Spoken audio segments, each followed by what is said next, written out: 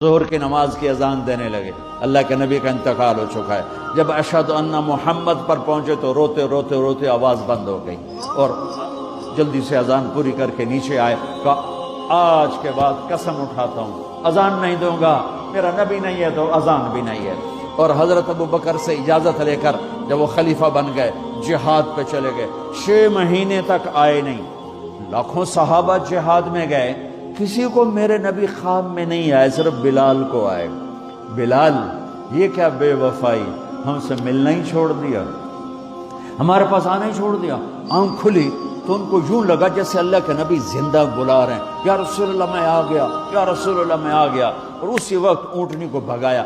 21 دن کا سفر، 21 دن کا سفر 7 دن میں کیا، 7 دن صرف نماز اور پیشاب کے لیے اترتے تھے اور بھگاتے بھگاتے بھگاتے۔ 8ویں دن جب مدینے میں پہنچے تو آتے شور مچایا، یا رسول اللہ میں آ گیا، یا رسول اللہ میں آ گیا۔ ان کے ذہن سے نکل گیا کہ آپ تو دنیا سے جا چکے ہیں۔ جب مسجد کے قریب پہنچے تو پھر تڑپ اٹھے اور چیخنے لگے کہ آپ تو ہیں ہی نہیں۔ پھر گئے سیدھے قبر پہ جا کے یوں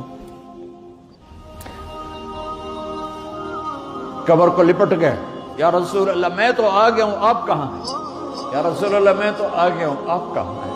یا رسول اللہ میں تو آ گیا ہوں، آپ کہاں ہیں؟ بے قراری میں روئے جا رہے ہیں، میں تو آ گیا ہوں، آپ کہاں ہیں؟ میں تو آ گیا ہوں، آپ کہاں ہیں؟ ہے نماز کا وقت داخل ہو گیا۔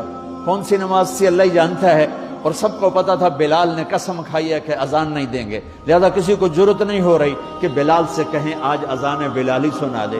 تو چند صحابہ کو خیال آیا کہ نبی کے نواسوں کو سفارشی بناتے ہیں، حسنین۔ آپ نے فرمایا میری آنکھوں کی ٹھنڈک حسن اور حسین، میرے جنت کے پھول حسن اور حسین۔ تو صحابہ آئے بچوں کے پاس، حسن حسین، کہ بچوں آج کسی کی نہیں چلے گی، تم بلال سے کہو اذان دے۔ تو یہ دونوں ننھے منھے بھائی، حسن 7 سال کے، حسین 6 سال کے، 10 مہینے کا فرق تھا دونوں بھائیوں میں۔ چچا ایک درخواست کہ میرے ماں باپ آپ پہ قربان، آپ درخواست کیوں کہہ رہے ہیں؟ آپ امر کریں، آپ حکم کریں۔ کہنے لگے جیسے آپ ہمارے نانا کے لیے اذان دیتے تھے آج ہمارے لیے دے دو۔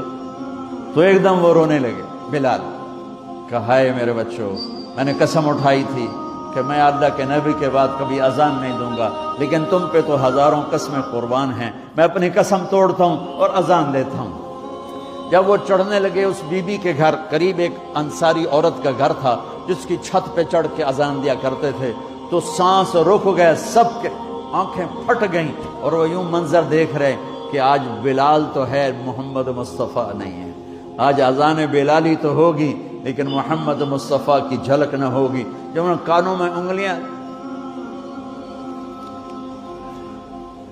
جب انہوں نے اللہ اکبر کہا